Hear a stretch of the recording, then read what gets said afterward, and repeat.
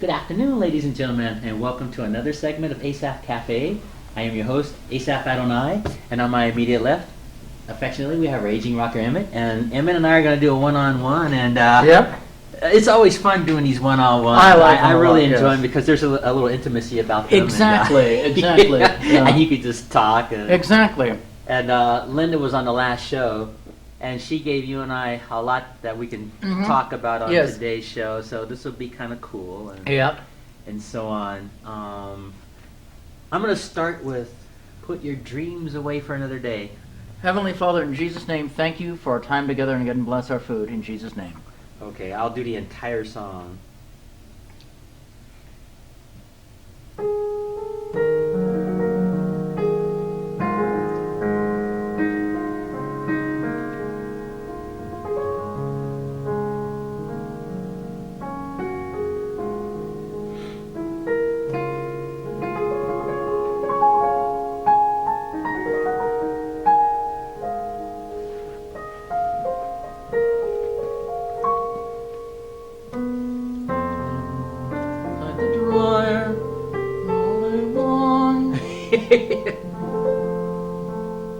Spin inside the dryer all day long.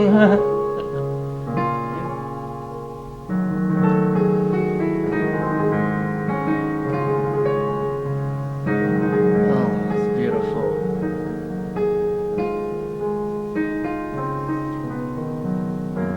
You know, one of my easy listening tapes broke once. I was recording from a radio. It was like cable radio they used to have, and I don't even remember, DMX. It was, you have a DMX box and it could attach it to your stereo, because that was a service that the old, cable companies used to have before they had the music choice channels.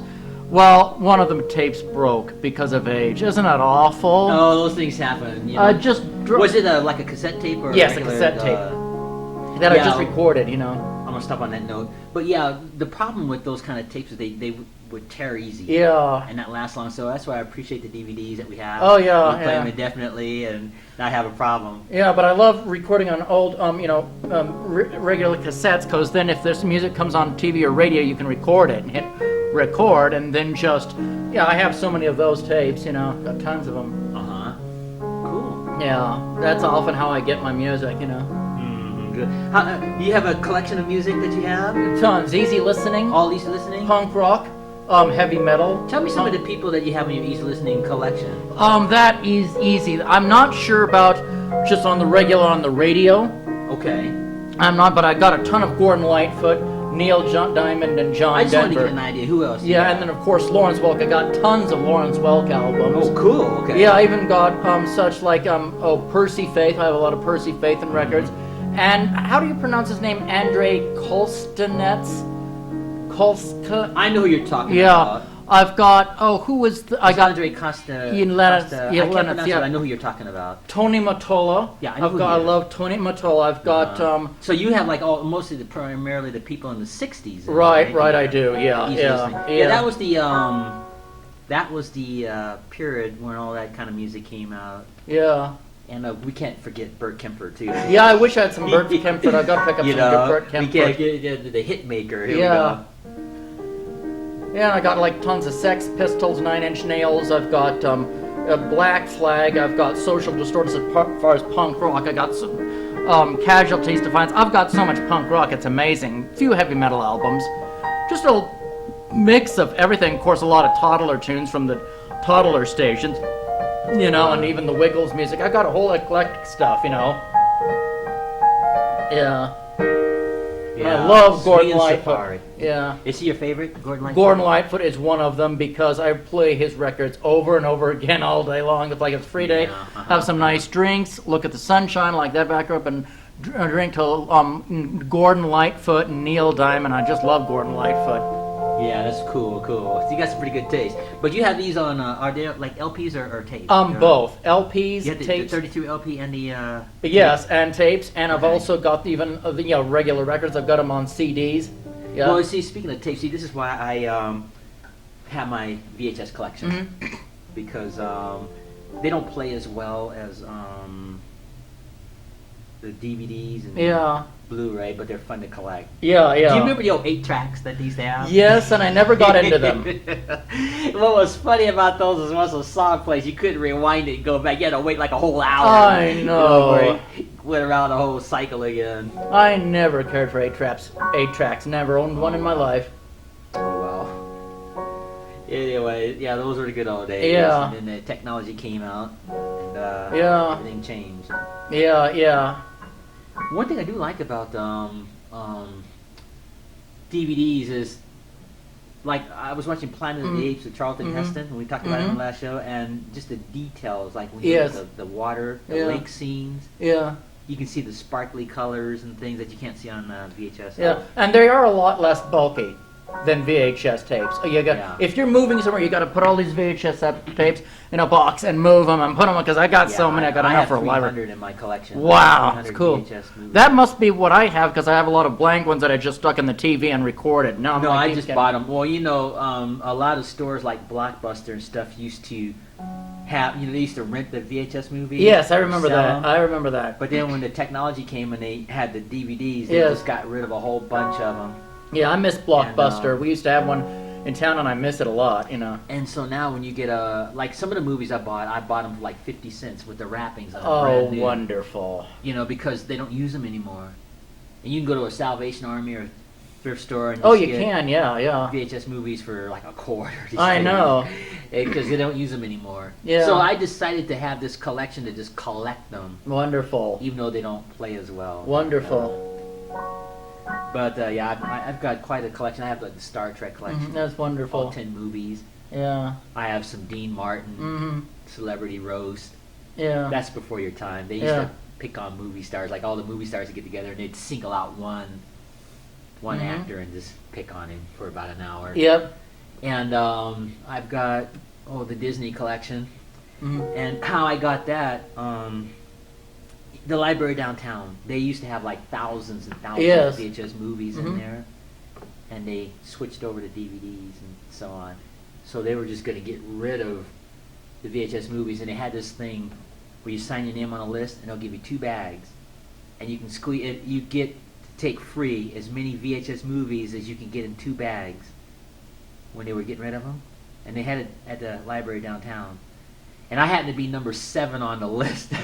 I didn't know they were getting rid of their This was about a year or so ago. Oh, no. And I happened to be number 7 on the list, and that was how I got the Disney collection, because when I went in there, there was hardly nobody in there, and they had like tables full, stacked of VHS movies. Like, they would let you go through and just pick whatever one you wanted. Dear, I haven't been to the library in a year, and I should have gotten their Wiggles VHS. I didn't know. If I had known, I would have gotten their Wiggles. Well, this was well over a year or 2 Yeah, ago and I wouldn't. when they If I had did known, that. I would have picked up that Wiggles one for free, because I love the Wiggles. They didn't even. I don't even think they advertised it on television. They were just getting rid of those I'm movies, so and they disappointed, had yeah. Well, I hate to disappoint you. And they had for the public. They were just literally giving them away.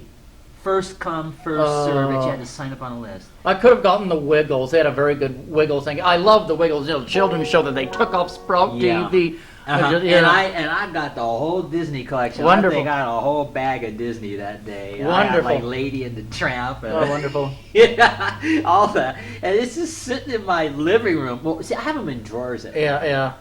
And cabinets and things like that. So you don't know that I have them. Amazing. So every once in a while, it's just fun to just go back in time, get a Snow White or, whatever, and just watch it, along with all the other stuff I have. Yeah. I've got tons at my apartment at home. I've got tons of VHS stacked up. My entertainment center just like piled high like this. With all videotapes, and I can open up a drawer and there's some other videotapes, and then over here I got stacks of VHS, and I've got them in boxes, and in my bedroom I have on my shelf of some books have VHS tapes and DVDs, and oh man, so you see all these VHS tapes just sitting there in piles. Strategic put away, and I had those old-fashioned cabinets that you used to have for movies too. Yes. The drawer. Yes. I have a lot of those at home stacked on top of each other. Stuff like that. So. While we're talking, I'm just playing this Flight of the Bumblebee. Yeah, I'm not very organized. Oh, of course, that's excellent because that's Neil Diamond. Yeah. Yeah, I got that. Yeah. Neil Diamond. Yeah. You know, if you did this about 1 trillion times, you'd work up your speed on this song. Yeah. It sounds nice slow too, you know. Yep. Bumblebee sting. Ever been stung by a bumblebee? Oh, They yeah. hurt. I know. Oh.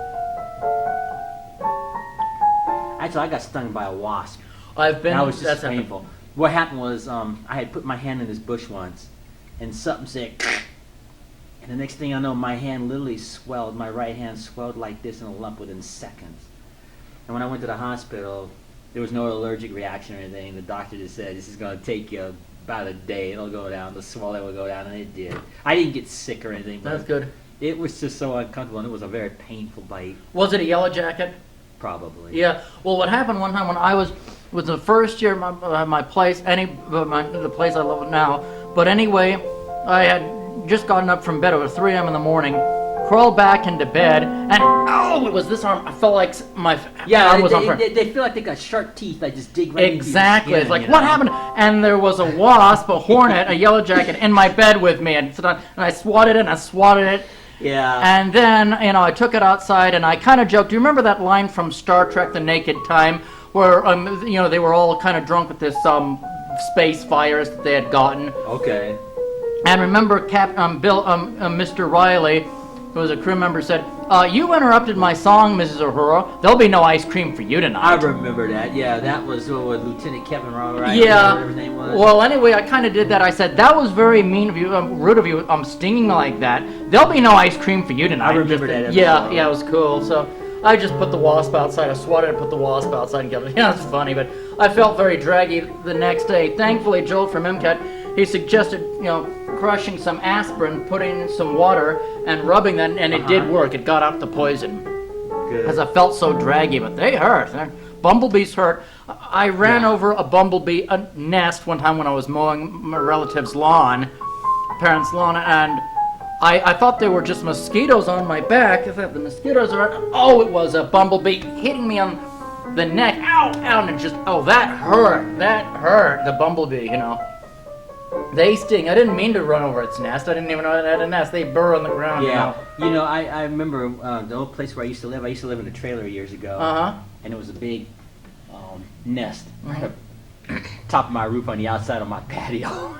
And I hated to have to get rid of it, but I said, boy, if I don't nip this in the bud and get rid of that thing, I'm going to really have a problem. So I took a broom and I knocked it down. All of a sudden, a couple of them hornets got ticked, and they started circling around and trying to get me, and I had to hurry up and go inside. Yeah, that's why I think it's best to, if you have like bug spray, wait till nightfall, like 10 o'clock at night when they're all asleep and they're all in their hive, and just stay a distance and spray and spray and spray. They'll all drop dead, to sweep them the next morning, but that's a lot safer, if there's a big hornet's nest, If it's a really big one, call an exterminator.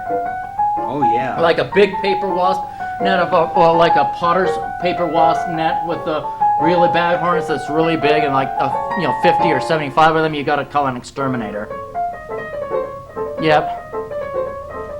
They're dangerous. That can be dangerous. It's hard to do that at normal speed on these kind of pianos, but anyway, that's fun talking about hornets. Yeah. But speaking of hornets, I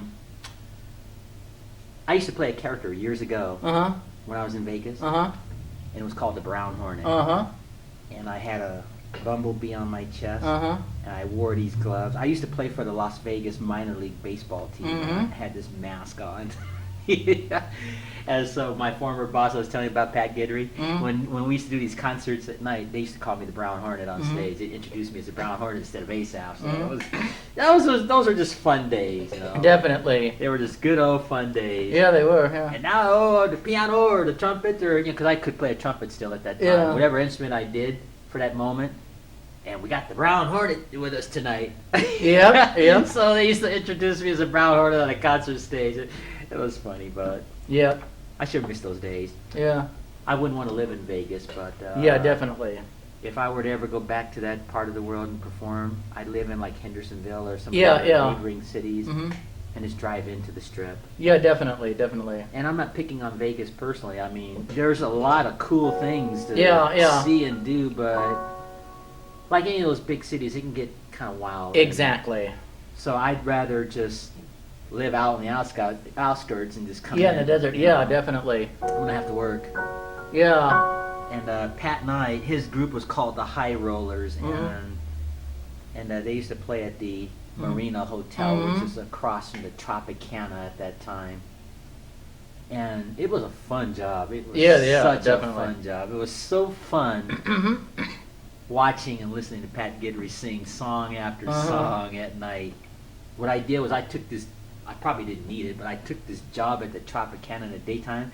It was like a change person. They used to wear these little belts, and they would click and give change for $1, and so people could play the slot machines and stuff. And so I used to walk around that all day, just click the button, 4 quarters would fall out. They don't do it like that now because we've got technology and so on. That's what it used to be. And then at night, I'd go to the Marina Hotel and get ready to play all kinds of stage with Pat. So I've only been through Vegas because on my way to see some relatives down over New Mexico, we had to go through the Vegas airline. We stopped in Vegas to make another plane change, so I was in Vegas for a little bit, like a couple hours in their airport. You know, they even had slot machines in the airport. I couldn't believe it. You know? Oh yeah, you know what's interesting about Nevada? When you're on a Greyhound bus, and you're about to leave that state to go into Utah, they have like this one lone hotel right on the borderline. Literally, it's like you pass this hotel, right? And as soon as you pass the property and you enter into Utah, I don't know the name of the hotel. It's like this one lone hotel out there. It's just this last ditch effort to get you to go in there and play the slots or come in there and play the slots. But hey. I'll admit, Vegas looks beautiful at night because I've seen, Vegas taking off at night when I took the plane out of Vegas, and it's beautiful with all lit up and all the hotels and the. Can you imagine the money that must go through Vegas? Oh my word, probably millions and millions of dollars that go through Vegas every day. Definitely. Yeah, and I liked the work when I was in Vegas because there's a lot of work if you're a musician. Well, that's good. And see, what's interesting about Vegas, they have what's called the main strip. Where they have like the Tropicana and Caesar's Palace. And Pat played on the main strip, so I was fortunate enough to play one there. And then when you get to the end of that strip, they have what's called the downtown strip, or the Fremont experience. And that's interesting too, but that's not as fancy per se as the main strip, but it's just as good in a lot of ways. So there's a lot of things that you can see in Vegas and so on. I wouldn't even want to be a tourist there, though. I just wouldn't. No, it's a lot of fun to tour. It really is fun to tour. Really interesting. Yeah, like the crime and the violence and that kind of thing. And I don't gamble, so. I think they're pretty controlled for the most part. Yeah, I don't even gamble, so there's not much to do if you're not a gambling man. Well, just the restaurants. You could go on this. Well, you could go to the hotels, for example, like Circus. They used to have the tiger shows. You go there and have a meal and watch the shows with the animals and stuff. That was pretty cool. And then, of course, they had the Liberace Museum there at one time, where you could get a tour and see the cars and see all the gowns that Liberace used to wear and the pianos and stuff. And what does Asaph do? I jumped over the rope. Cool. I made myself at home on one of Liberace's piano. And I was sitting there, I think I was playing Moonlight Sonata. Cool. I got about 3/4, and I had a crowd. This is a true story. I had a crowd around me, because the people were in line. And they were watching me on Liberace's piano playing Moonlight Sonata. And somebody said, "Sir, excuse me, you're not supposed to be on that piano." And they made me stop right where I was, like, 3/4 into the song. Like, oh, man. Yeah. I'd probably see Wayne Newton. If I were in Vegas, I'd want to see Wayne Newton. That's what I would go. I would see Donkey Shane, I would see Wayne Newton, So would I. Because he was in that movie Vegas Vacation, with Chevy Chase. That was hilarious. Wayne Newton actually played a big role, and he stole the whole movie. It was hilarious. I could believe that. Yeah. But yeah, you can gamble yourself into there or blow all your money. That was the theme of the movie. They took a Vegas Vacation. The Griswolds went to Vegas. Well, Chevy Chase, I can't even remember his name. Clark Griswold thought he could beat the casinos but he blew all his money. He blew the family fortune. He just addicted to gambling, and finally his redneck cousin, and I can't even remember the redneck cousin's name, helped him out. They did get their money back in the end, but it was just funny. And they saw Wayne Newton. Wayne Newton was a side plot, and it was just hilarious. Did he sing Donka Shane? I didn't see that. I saw the first one, the original. That was hilarious. I have that on tape. That was so funny. He didn't sing Donka Shin. He sang some others I hadn't heard of, including that one I was singing. Well, Wayne Newton had a lot of hits anyway. He did. He had any song that he might have did in a film, I'm sure. Oh, fantastic! It was funny. I about died laughing. Here's Wayne Newton, way up here, right? Yeah. And here's everybody else. I know. And that's where I heard of Wayne Newton, was from Vegas Vacation. I wouldn't have known who he was, No, he was.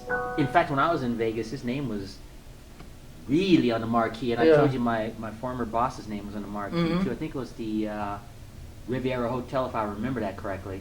And you would see Wayne Newton's big print, and my boss would be under there, a little bit smaller, but still big print. Yeah. Pat Guidry, you'd see it on the marquee there, and this man gave me a chance when I was a kid. When I was like in my early 20s, he gave me a chance. And I was like the baby of the.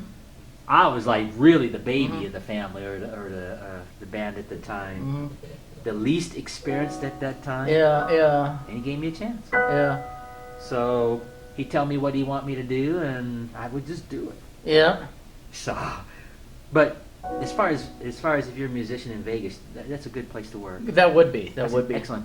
If I were to go back to Vegas now, there's only one thing I would really be interested in at this point in my life. And that's going to the Fashion Mall, because they hire piano players to play in the mall. Yes. And that mall is so big that they got like 2 or 3 or 4 piano players strategically set throughout the mall, so they don't clash. And that would be what I would be interested in if I were going to ever consider instead of trying to be in a major hotel again, because that's hard. I mean, it's cool if you get your name up on lights, but then you got to work awful hard to get there. And then when you get there, you got to work awful hard to stay there. I mean, you got to be packing folks in and night after night. And people see it on the surface, and it looks cool and glamorous. But I know how hard that is. Yeah, it would be, yeah. Oh, my goodness. I know exactly how difficult that would be. To get people to spend $40-50 on you a night, you better be sick. Yeah. You're gonna be out of a job. And it doesn't hurt when you got a hit record out or something. Oh yeah, it doesn't. Yeah. It doesn't hurt at all. So, but I played in Vegas twice in my career. First time was with Pat Guidry and the High Rollers. The second time was on behalf of the Salvation Army. And what I was doing was, they sent me to a Target store out there, and I would play in front of the Target store and raise money. During the red kettle. Yes. They had a ring the bell. Instead of me ringing the bell, I was doing my music, and they put a kettle next to me, and I was raising about $300 to $400 a day. Good. A day, and then they, the Salvation Army would come around in the middle of the afternoon or at night when they pick you up, and they count the money, and that was very rewarding to me. And in fact, it was more rewarding to me than when I did my normal work in Vegas. Not that the normal work wasn't good, but it's because I was helping somebody else. Instead of just a job per se. Not that that's bad. They do that during Christmas, don't they? The Salvation Army. They take out those red kettles. I know. Yep. And people ring. Yep. And in my case, I just always did my music with a kettle next to me. Oh, wonderful, and I did that for 12 consecutive years. I guess you played a lot of Christmas songs during that. No, I was doing my Sinatra stuff and everything. Cool. I did it all. Wonderful. Whatever I felt like doing, and it worked. Yeah. It's no different than being a street performer. The only difference is you're doing it on behalf of the Salvation Army. Wonderful. And I got nominated for the California Jefferson Award for community service in California for doing it. And when I got into my 5th year, that's when I got nominated. Wonderful. I got a letter from ABC. It was an Asaph, you've been nominated for your work with the Salvation Army for, the California Jefferson Award, which is a national award. That's wonderful. And if I had wound up winning that thing, they'd have had me plastered all over TV. But usually, it's always somebody for the Red Cross that ends up winning. That's a good thing. You can't beat the Red Cross. Yeah. And I didn't do that. try to get famous or anything. Yeah, I just really wanted to help people, and I really enjoyed it, see. Mm-hmm. I did. And I did it for 12 years for the Salvation Army. Mm-hmm. But after that, when I got into my 10th year, in my case, it was starting to become too physically hard for me to do that all day. Mm-hmm. As I was getting older, and you know, I was still playing my horn at that time, even though I knew how to play the piano, and it was getting to the point where it was physically too much for me. So after my 12th year, I stopped Mm-hmm. playing for the Salvation Army. But those were some wonderful memories for Yeah, me. yeah. To be able to play for 2 months every day for about 8 hours a day, and I rested too. Yeah, so oh I yeah. didn't kill myself. But I was making a lot of money. Good. In fact, the first year I ever did that, I did it at Sunrise Mall in Sacramento, Yeah. and I set the all-time record that first year raising money on behalf of the needy. Wonderful. I think that record probably still stands to this day in Sacramento. Oh, I don't wonderful. know, but it was just fun. Mm-hmm. And they always sent me to Sunrise Mall when I was in Sacramento. And when I was in Vegas, they sent me to the Target store. Mm-hmm. I did 6 years in Sacramento. I did 5 years here in Montana when I came here, and of course 1 year in Vegas. Mhm. That's 12. That's a wonderful memory. Yeah. Yeah, I loved it when you played at the Southgate Mall for Christmas. That was a lot of fun.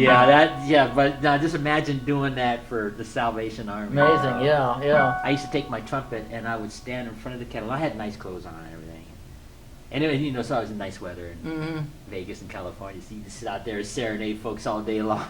Mhm. And I had a lot of fun doing it. So I don't play my trumpet much anymore. In fact, I don't anymore. I had some dental issues and lip issues, or embouchure issues they call it. So I just knew it was time to quit. And I've got this statue at home of this guy playing a trumpet that this sweet old middle-aged lady gave me. Her name was Wonderful. Sally. Her name was Sally Hughes. She was just such a sweetheart. She was like 81 or 82 at the time, and she used to travel a lot.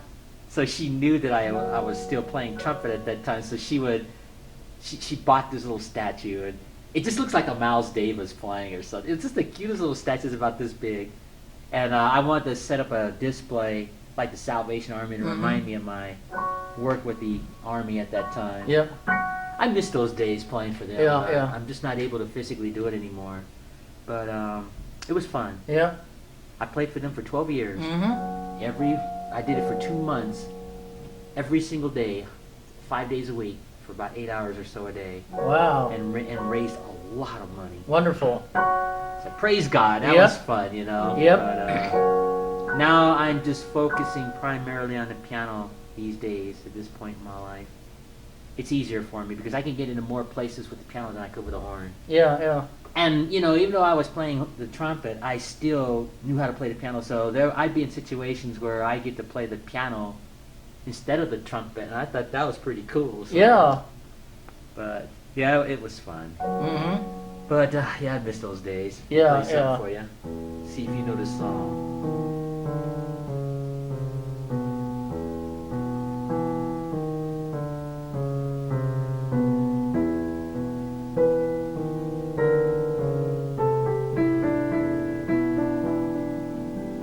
Oh, I forgot how to do it. Let me try it again.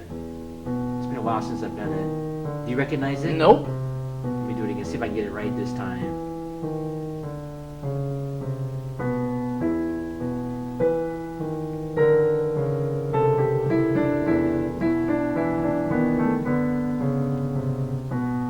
You don't know it, huh? Nope.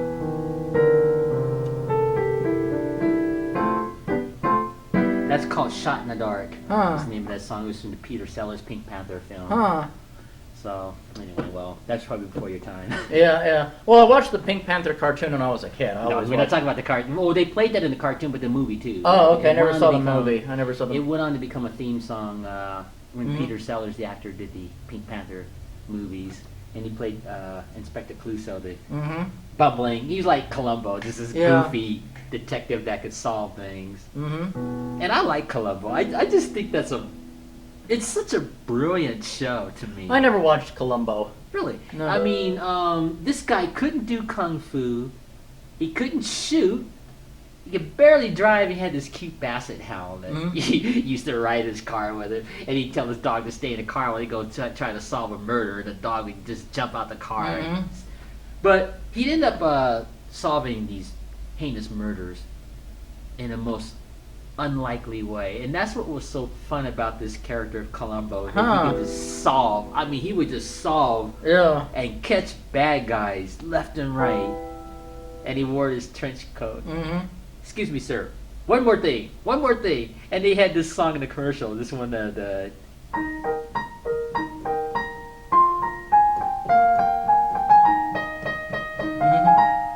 Yep. Cool. They always played that in the Columbo commercials. That's cool. So that was just a fun show. Yeah. Peter Falk just left a great detective show. Mm-hmm. In fact, I think it's one of the best detective shows of all time. It may not be as fancy as Law and Order, obviously, Yeah. because it was in a different time period. So their storylines might be a little bit more tame. Mm-hmm. But it was fun. Yeah, yeah. Watching Peter Falk as Columbo. Mhm. I always enjoyed it. I enjoyed watching him. Yeah. He would just catch bad guys all the time. And what was interesting about that show was some of the actors that were killers.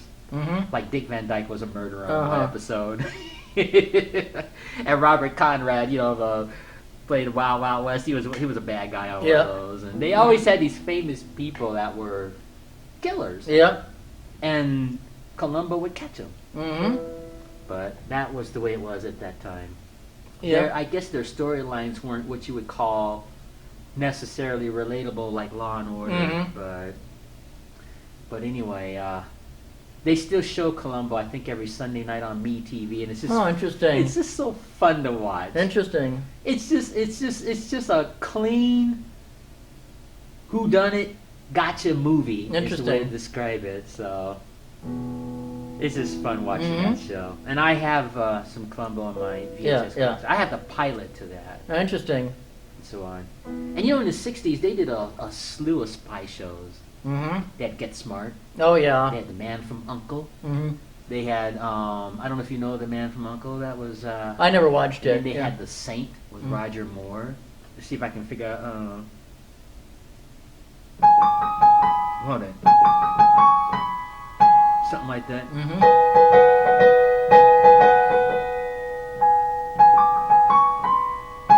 Something like that. Yeah. But yeah, and I used to watch a lot of those shows too. And oh gosh, they had all kind of spy shows when I was a Mhm. little boy growing up. But that was the way television was at that time. Yeah. When they did a western, they focused on western, and in a spy show, they focused on spy shows and all kinds. Yeah. But that was television.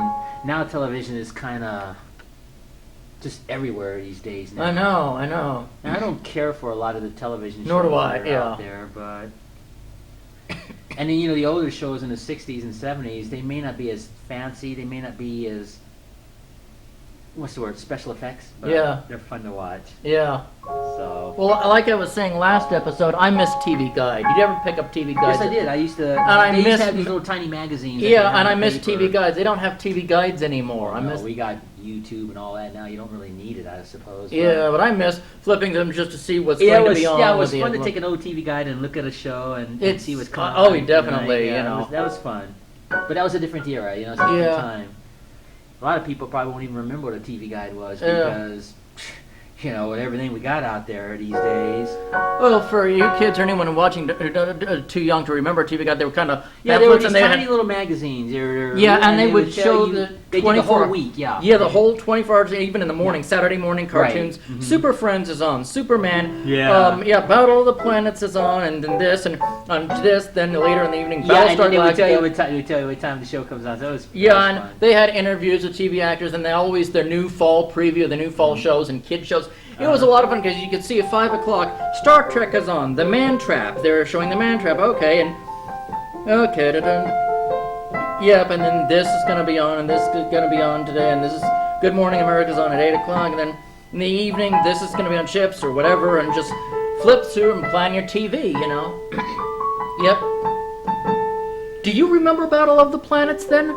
You're playing it. You're playing the theme No, song that's- to Battle of the Planets. Actually, I was trying to play the Super Friends to do it again. Oh, yeah, that is the Super Friends. Yes. Yes. Love that.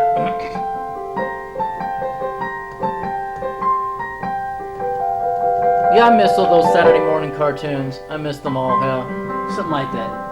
Yeah. Something like that. Mm-hmm. Yeah, that was such a cool cartoon to see. Yeah, it was. I always enjoyed watching that. Definitely, definitely. And these people that are watching you and I talk probably know who the Super Friends are. Yeah, yeah. But that was a fun cartoon to watch. Yeah. Well, basically, Superman had given all the DC superheroes. He put them into one organization called the Super Friends to fight for truth and justice in a place called the Hall of Justice. Right. Superman was the leader, but then the bad guys, the super villains, got together their own legion. They called the Legion of Doom, headed by Lex Luthor and all the others. They were always always bad guys. Yeah, so Superman and Batman and Wonder Woman and Aquaman and the Wonder Twins. You know, I could just get off on that cartoon. Absolutely, that was such a fun cartoon. Fantastic, yeah. Wonder Twin powers activate. Yeah, I just love that. They get all strong, you know. Oh, it was just fantastic. such a cool cartoon. It was. They don't even make cartoons like that They anymore. don't, sadly. Yeah. They had like Green Lantern and the Flash. Yeah, they did. Had, Birdman. Birdman, I love. Birdman from the '60s, I loved that. Yeah, and they were all part of the Super Friends. It was just so fun watching that cartoon. It was so fun. That was such a fun cartoon. Oh, it was fantastic. So Challenge of the Super Friends was fantastic. All of them, just even I like the original one. Yeah, same here in the '60s. I liked that one and too. And they had Wendy. We can't forget Wendy Marvin and Wonder Dog. Yeah, exactly. They were in the original one, so that was kind of fun. But anyway, I wanted to talk about dreams too. Same here. You know, we got plenty of time. Let's do that now. And that song I did at the beginning of this program was called "Put Your Dreams Away for Another Day." Mm-hmm. And Linda mentioned in the last program the New Testament verse about train up a child in the way they should go. Mm-hmm. They usually use that in a spiritual sense as far as God and Christ and so on, and that's fine. But I think you can take that verse to train your child to whatever their interests are. Yes, indeed. Because a lot of parents, as I said on the last show, and I experienced this too, the parents, I'll just play some chords. Mm-hmm. The parents, they have these kids, and they want to mold these kids into what the parents think that kid should do, like following their footsteps or something. I know, yeah. And then if that child starts getting older and decides he wants to do something else, then the tension starts. Mm-hmm. See? And some parents would threaten their kids, like I mentioned, to kick them out of the house. Yeah, it's horrible, if the kid doesn't have the dream that the parent wants them to have, or they'll just threaten the kids, or it's crazy. Horrible, yeah. And I don't think that should be done, because I went through that too with my parents growing up. And that's not to pick on my father. Exactly. He just wanted me to follow in his footsteps and be an Air Force man as a career, and that just was not for me. Yeah, definitely. And I have nothing against the Air Force. Right. I think it's a wonderful organization. There's as the military, but I always tell people coming from a military family, you should be sure that's what you want. Exactly. Don't get in there because you think you've got this expectation you're going to have. Exactly. And then your plans change. That's why I'm glad the military draft is over. I don't want to get political, but no, I understand that. But you're right. Just, and they have, they would make these promises about a college education and stuff, and that's fine. But I don't think that's a good reason to get. No, into it's that. not. Because if a war breaks out or something, then your dreams or whatever get put on hold. Mm-hmm. And I clashed with my dad a lot about that issue because I wanted to go to music school. Mm-hmm. And I'm not trying to pick on my father, but he wasn't supportive of me going to that conservatory. And so my band teacher, when I was a kid, he made the payments for me on my behalf. Oh, good. Because my parents would not support that dream. Yeah. He came up to me, Asaph, you got a dream, you just play too well. I'm gonna sacrifice and help you because I want you to go to this conservatory and get that chance. Good. And he paid my tuition fees. Wonderful. My old band teacher. Wonderful. His name was Monty Edison. Wonderful. He was a band teacher at Foothill Junior High School in Sacramento at the time. And I had already graduated, and I put 2 years in as a teacher's aide working for him. Wonderful. He was my old band teacher. After I graduated high school, I went back to my old junior high school, and I did student teaching for 2 years. Wonderful. And then he paid my tuition fees and so on, and allowed me to go to that conservatory. And he had met my father. And so Mr. Edison knew, Asaph, your dad's just not going to support you on that. He knew that. So he did that. And that's how I got into that That's school. wonderful. Well, you know, if I had kids, they might not be a chip off the old block. I mean, my son or sons might hate science fiction and love sports, but I'm not going to say you're going to love science fiction. I You're know, going to, and that's you know, it. And exactly. a lot of parents be trying to shove their dreams on Exactly. their kids. Exactly. And that's what I went through, and that's just not a good idea. Exactly. If they want to play sports, I'll encourage them. If they want to swim, and I don't like swimming, Right. I'll let them Encourage swim and that, encourage yeah. them whatever they want. If they want to be athletic, and I'm not athletic at all, but if that's their Neither dream, am I, that's but, great. yeah, I know. Even if they hate science fiction, as long as they're respectful about the fact that I love science fiction. But Yeah. they might not be a chip off the old block. Maybe they will be, maybe they won't. But that's fine. Let them be what they want, as long as they're following in the Lord's way. You know, as long as And just doing what their heart desires. I'm just watching our time. We got plenty of time still. Mm-hmm. So, but that dream, put your dreams away for another day. I Yeah. know Sinatra did a beautiful, Mm-hmm.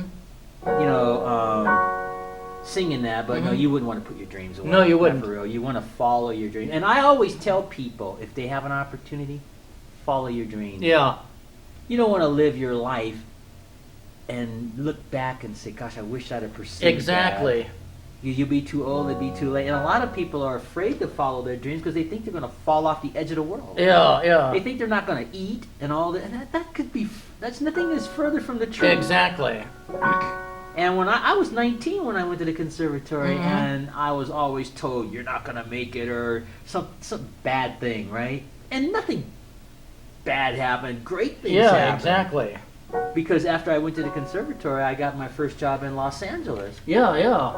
And I wound up meeting Bumps Blackwell, Yep. who was Little Richard's manager. He Mhm. became my teacher. Yep. Studied with the man for 3 long years. Yep. I lived with him. So, Mhm. you know, I just tell people, follow your dream. Mhm. You're not going to fall off the edge of the world Mm-hmm. and stuff like that. Because, and I have nothing against the 9-to-5 system. I've said this before. You want to work at Walmart? Yeah. Go there. Do it and be the best you can be. You want to Yeah. dig a ditch? Dig a ditch. Mm-hmm. You want to be a farmer? Do it. Yeah. You want to be a pianist? Do it. Exactly. Follow your dream. Don't be Mhm. afraid. But a lot of people get afraid. Mm-hmm. They won't pursue that. They won't make that step to pursue Mhm. that. And it's sad. Yeah. And you only get so much time on Yeah. earth, you know. So follow your dream. Get a plan and just follow it. Yeah. Pursue it. And go into it with the right motives. Right. Don't go into music because you want to be a zillionaire. Yeah. Do it because you love it. Exactly. Because the ones who become millionaires are far and in between Uh-huh. in music. There are, you know, most musicians, you'll never hear of them, but they make a comfortable living. They may Exactly. work at a Nordstrom's as a piano player. They may work Mhm. at a hotel somewhere. Mm-hmm. There's nothing wrong with that. Exactly. Or a mall or something. But I mean, I enjoy playing the piano at the mall when I get to do that every year. That's one of my favorite gigs every year here in Missoula. When I Mm-hmm. get to play the piano at the Southgate Mall. Mhm. I get more joy out of that probably than Yeah. any other gig that I've done, with the exception of maybe this show. Mm-hmm. Yeah, I'll take some more of that secret ingredient. That's the good stuff. Yes, no. Just want a little bit. Just Mhm. a taste. That's such a great line in Star Trek 5. I just love that line. Yeah. Dr. McCoy puts a little, you know, puts a little alcohol in the beans. Captain Kirk's got any more of that secret ingredient? Yeah. No, I'm not condoning alcoholism. Yeah, I just exactly. find it amusing. Yeah. Like, Yeah. Yeah. Anyway, we were talking about dreams, and I want to lead up to Mattie Stepanek. Oh yes. Yeah, He was wonderful. he unfortunately was the little boy that had the, I think, was it the neurological disorder? Yeah. Muscular dystrophy. Muscular dystrophy. And in the short time that he was here with us, I think he left a great impact He did. about the disease and talking about dreams. I think he was He called them Right. heart songs. a bright star that He- shined for a season. Yeah, I have all his books. I even read them on my old show, The Awful Truth About Society. I did a couple of tributes to Mattie Stepanek. Uh-huh. He wrote the most beautiful poetry about love and peace because he was also a peace activist. Oh, yeah. And a you know, he was devout in his Catholic, chair, you know. but Yeah. uh-huh. He was a devout peace activist. He loved peace. He loved God, he loved the Catholic Church, he loved other people, and he really wrote and was a crusader for peace, as well as a goodwill ambassador for muscular dystrophy. Well, But I've not walked those shoes, and, Yeah. everybody wants to be in good health, and Yeah. hopefully that will never happen to me, but I can't imagine what oh the yeah, parents must go through if they have a child that has muscular Yeah, dystrophy, and- or even an adult. I Yeah. just, that's his mother had the adult onset of the disease.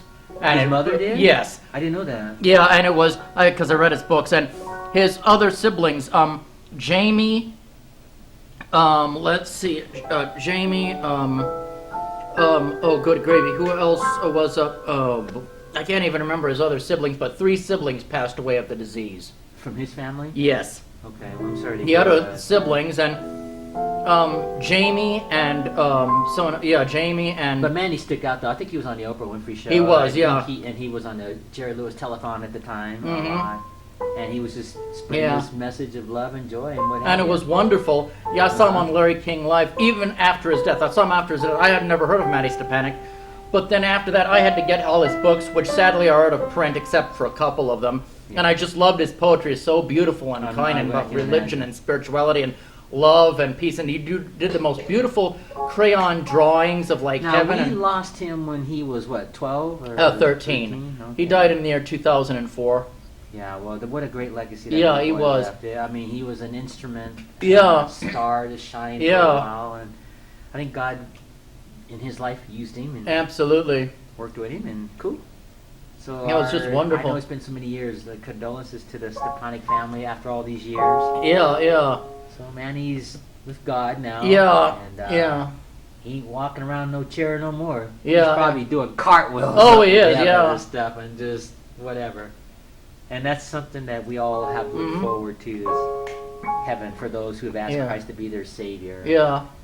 And that's a cool thing to have to Yeah. look forward to. Yeah, it was incredible. He always talked about heart songs and following your dreams like that, whatever your Yeah. heart song is. And his heart song was to hear his heart song and help others to hear theirs as well. I mean, he even said, and teaching heart songs is not the same for everybody. I mean, everybody has a different heart song, and the differences are what make them beautiful. So like your heart song is doing the piano Oh, I and love be the on the piano. show, and that's your heart song. I guess my heart song is just to be myself or do whatever what I'm doing. Maybe even sleeping in. I love sleeping in. It's kind of I do on occasion. I love sleeping in. Yeah, but this show brings Yeah. me a great joy. It does. Same here. Same It here. really does. Yeah. When I first created this show 2 years ago, I didn't think it would get as far as it's gotten. Yep. It was just an idea at that time. Yep, You saw yep. those old primitive. I had those 2 brick walls right over there Yep, at the yep. time. But this show has been such a blessing. Yeah, I definitely. Praise God, I want to give God some glory Absolutely. here about Asaph Cafe, because this show is a joy in It my is. life. And I introduced it to PBS Yeah. finally. So if they accept this, Mhm. we'll be doing this cafe with PBS. The Wonderful. same thing. No, I'm not going to change a thing. Wonderful. I'm going to keep it the same. Just a guest comes on and talks to me as I play the piano. Of course, I didn't do much playing today in this Mhm. episode, but just mostly chords. But it's just fun. Mhm. Asaph Cafe. It's just such a joy. Yeah, it is. Yeah, it As I is. look back at my life, this is one of the most fun things I ever got to do with my entire Yep. life. Yep. Is this show. Yep. That's how important it is to me. It's a Wonderful. lot of fun. Yep. And to have people be part of it, like yourself and Linda and Patty and Mhm. all the rest of the people and the guests that come on. I don't always express it, but it brings me a lot of joy. Yeah, it's wonderful. And I go yeah. home at night and I study these Oh yeah. shows that we tape before I submit them Yeah. to Lori to be on the air. And it's just a fun. And look at this beautiful Yeah, set. it is. And look at all the sets we've had Yeah. since we've done the Here's some virtual. water to drink. Yeah. Delicious water. And when we Looks- did the Lawrence Wilkes set, you were trying to pop the bubbles Yeah, on the hill. yeah. It was just such fun. But Yeah.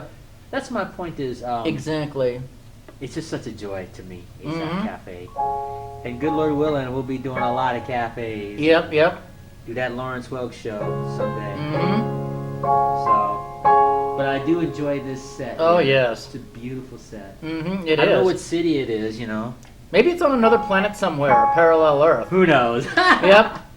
Speaking of parallel, before we go, I was watching Mirror Mirror, the Star Trek episode. I saw that. Mirror Yeah, that was Mirror. excellent. And Yeah, when that they was went on to last that, week. Yeah, that alternative fantastic. universe. Yep. Can you imagine what that must have been like? You're like on a landing party, right? You step off Yeah. the transporter, and everybody is the same person but different. They see Spock with the beard. Yeah, that was one of the best ones. That was Yeah. on last week. It was fantastic. Yeah, and I happened to see that just last week on MeTV, and I was like, oh my goodness. And everybody was bad. I know.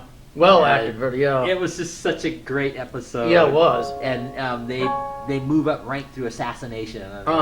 Mirror, mirror. And, Yeah. And it was cool. And so then Spock was able to figure out, in the good Spock, Yeah. was able to figure out that the counterpoints were not Exactly, yeah. If you're bad and you're thrust into a good world, it'll be noticeable. Yeah, it would be, yeah. Way noticeable instead of the other way around. Mm-hmm. So. Star Trek, what a great concept. Yeah, it was fantastic. Speaking of Star Trek, let me do this for you here.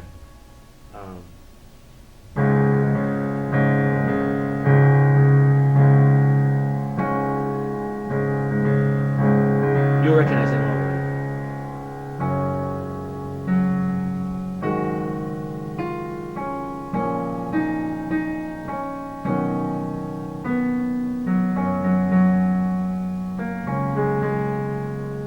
Voyager. Yeah. Yeah. You know, I could never get into Voyager. For some reason, I couldn't get into Voyager. You know, I had a great idea. But I think they could have used a lot more imagination with like stranger aliens and a lot more incredible, plots like as they were thrown way deep into space. So that's Star Trek Voyager. Here's another one here. Did you ever remember Enterprise with the Yeah, prequel? I like that one too. I didn't like that one very well either.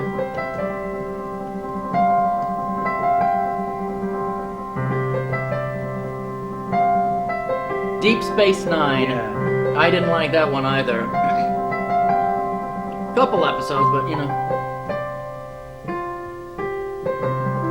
they were on this big space station. Yeah, Deep Space you know Nine. what I liked about that show? It reminded me of my childhood away because my father was always stationed on a base, and so that Deep Space Nine, that's kind of what it was like being on the base.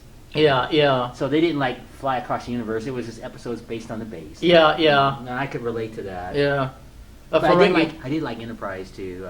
I didn't. I just couldn't get into it somehow. It was different. What it was is, I think the was a technology prequel, was better than the originals, and so it was kind of out of place. It was.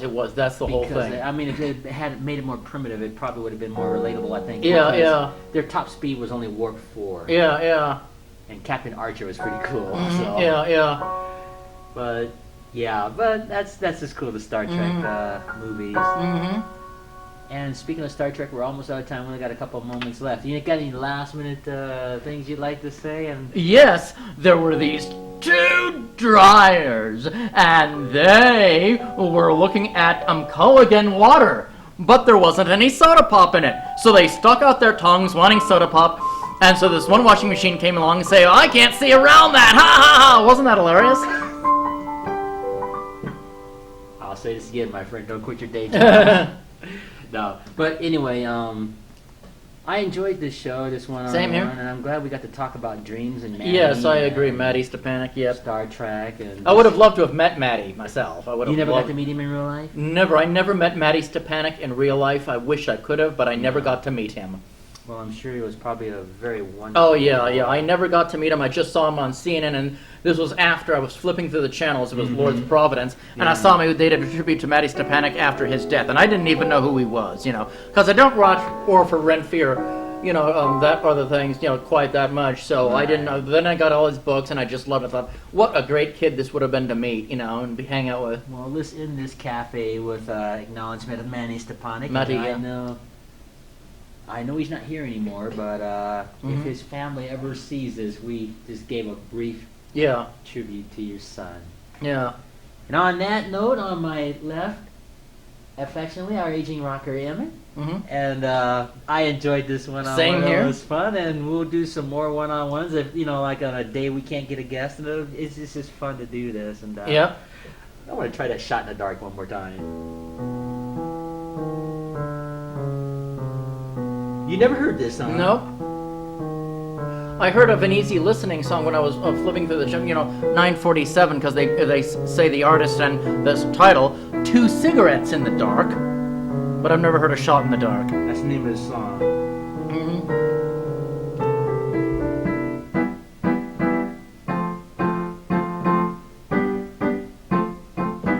something like that. It went like Yep. that. And on that note, I guess since we made our acknowledgments, this is Asaph Cafe, and until our next show, Maranatha.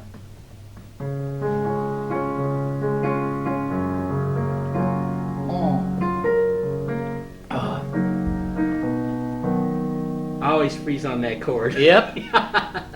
So make yourself at home and we'll Yep. get this ready.